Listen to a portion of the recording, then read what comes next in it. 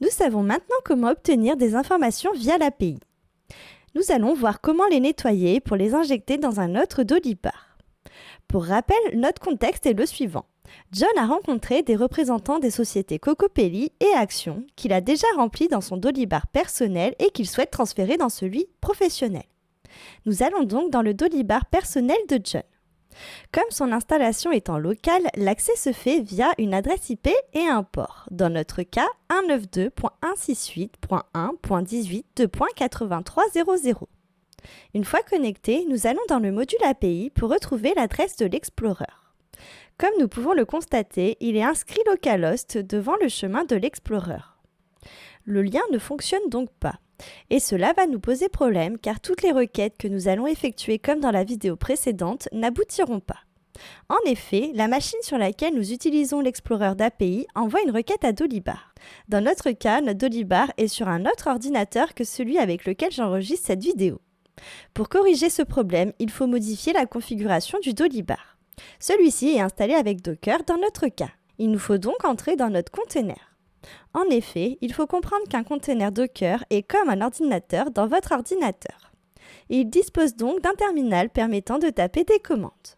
Justement, pour entrer en contact avec l'ordinateur sur lequel est Dolibar, nous allons avoir besoin du terminal ou ligne de commande. Pour cela, sous Windows, il faut taper CMD dans la barre de recherche et sélectionner l'invite de commande.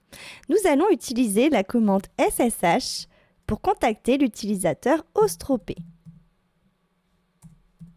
à l'adresse signifiée par arrobase 192.168.1.18.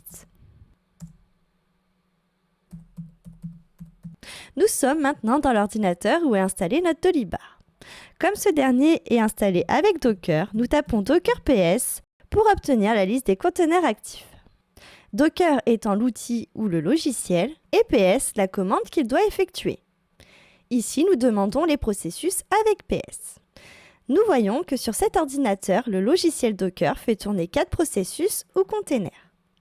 Pour entrer dans un de ces containers, il faut utiliser la commande exec de Docker. Nous saisissons donc Docker exec. Tapons les options "-it" pour attacher un terminal. Ensuite, il nous faut indiquer un container cible où utiliser cette commande. Pour cela, nous copions-collons l'identifiant du container Toxgazi Dolibar. Et enfin, tapons sh pour obtenir un shell qui a un autre nom des lignes de commande. Il apparaît un dièse ou hashtag, nous sommes dans le container. Comme je vous l'ai dit, il faut considérer ce container comme un ordinateur. Quasiment tous les containers disposent d'un OS Linux. Par conséquent, nous pouvons taper ls pour obtenir la liste des dossiers et fichiers. Nous trouvons dans cette liste un dossier conf. Nous pouvons utiliser la commande cd suivie du nom du dossier voulu pour entrer dedans. Nous inscrivons donc conf. Nous faisons de nouveau ls et voyons notre fichier de configuration conf.php.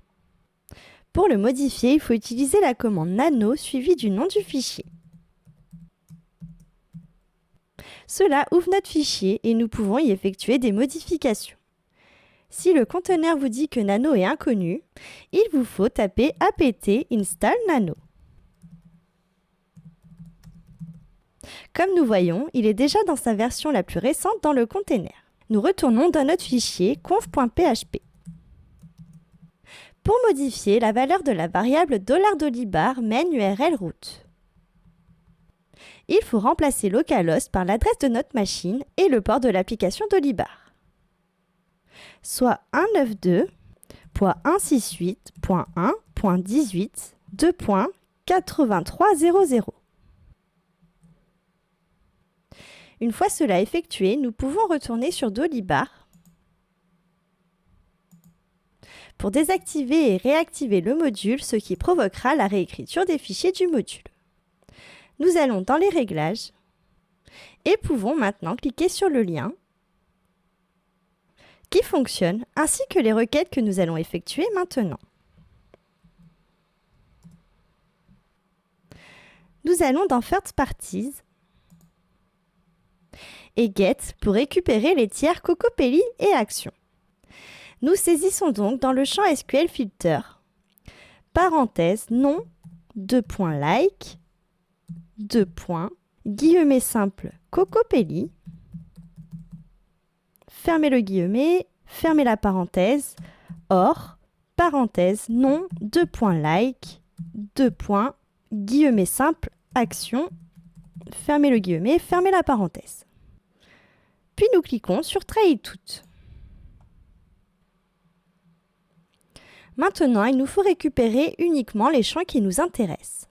En effet, nous ne souhaitons pas l'ID par exemple, ou encore la date de création qui sont propres à chaque Dolibar. Pour faire cela simplement, nous allons utiliser notre navigateur Internet pour réaliser rapidement une fonction JavaScript très pratique dans ce cas, la fonction map. Elle nous permet d'extraire des propriétés d'un objet pour en créer un autre. Cela en parcourant le tableau d'éléments qui lui est donné. Dans notre cas, le tableau contenant nos deux sociétés, Cocopelli et Action. Dans un premier temps, nous allons copier le résultat de notre requête.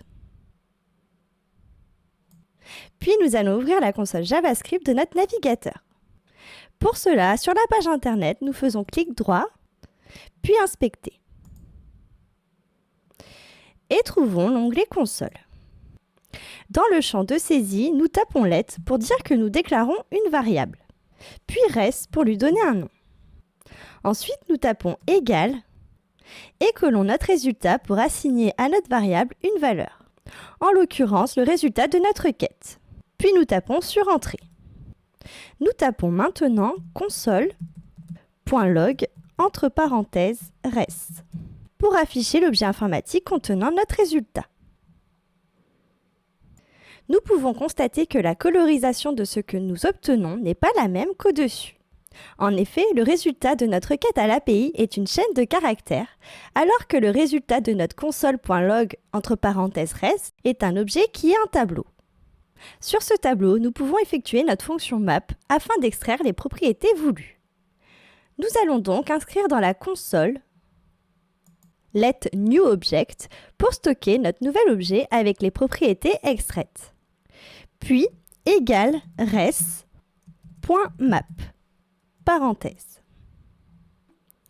Il ne nous reste plus qu'à indiquer les propriétés à extraire à la fonction map.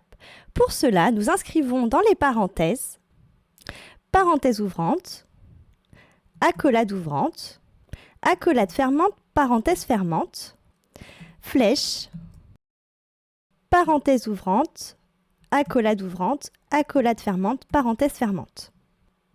À l'intérieur de chacune des accolades, nous devons indiquer nos propriétés.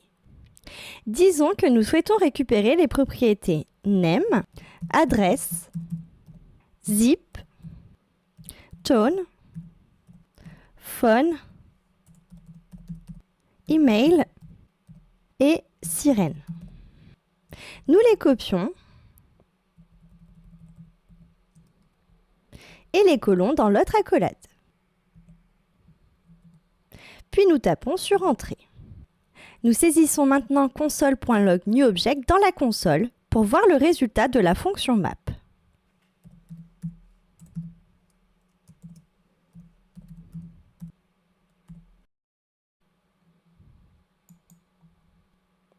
Nous constatons bien que seules les propriétés souhaitées sont présentes.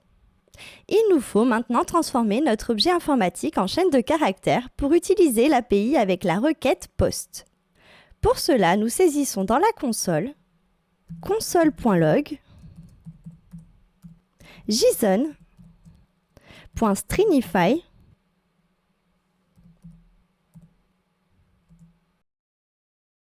new object. Puis tapons sur Entrée.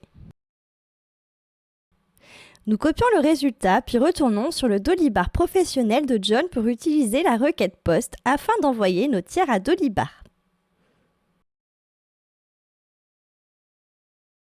Une fois la requête trouvée, nous collons dans le champ Create Third Parties Model. Puis nous cliquons sur Try it tout. Il nous est retourné une erreur. En effet, il n'est pas possible d'envoyer un tableau d'objets. Il faut envoyer chaque objet un par un. Après chaque requête, il nous est donné le row ID de l'objet créé. Une fois cela fait, si nous allons dans Dolibar, nous trouvons nos deux nouveaux tiers. Comme nous pouvons le constater, il n'y a pas CU devant les noms puisque nous n'avons pas défini ces tiers comme étant des clients. Revenons maintenant à l'API. Nous voyons qu'aucune information n'est disponible dans Description. Cependant, les propriétés requises sont identiques à celles requises lorsque nous créons de manière normale les objets dans Dolibar. Lorsque cela sera différent ou que l'action n'est pas disponible via l'interface graphique de Dolibar, il sera indiqué les propriétés possibles et ou requises. Comme par exemple, avec la requête POST,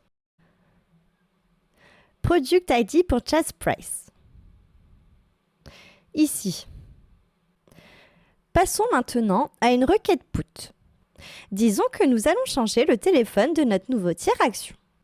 Comme la requête POST nous a retourné les objets créés, nous pouvons trouver ici l'ID d'action. Nous allons saisir cet ID dans le champ ID de la requête PUT. Et dans le champ Update Third Parties Model, nous inscrivons entre accolades, entre guillemets, phone. Deux points, entre guillemets, le numéro 06 66 22 11 33. Nous cliquons sur Try Tout et constatons que le numéro a bien été modifié. Il nous reste à faire un exemple avec une requête de méthode delete. Rien de plus simple, il suffit de rentrer un ID dans le champ de saisie. Supprimons notre tiers action pour l'exemple. Nous mettons donc 16 puis cliquons sur Try Tout. La réponse de notre requête est 200, l'élément a bien été supprimé. Nous ferons l'exemple avec les produits dans une prochaine vidéo où nous utiliserons Node-RED afin d'enchaîner des requêtes à l'API pour effectuer des workflows plus complexes. Nous allons terminer cette vidéo avec la résolution de l'erreur Access Control Origin. Pour corriger ce problème, il est nécessaire de modifier un fichier dans le FTP. Pour ce faire, nous nous connectons au FTP de notre site. Dans le dossier racine de ce dernier, il faut modifier le nom du fichier .user.ini pour le remplacer par user.ini en supprimant le point. Cette vidéo est maintenant terminée, nous nous retrouvons dans la prochaine vidéo. À bientôt!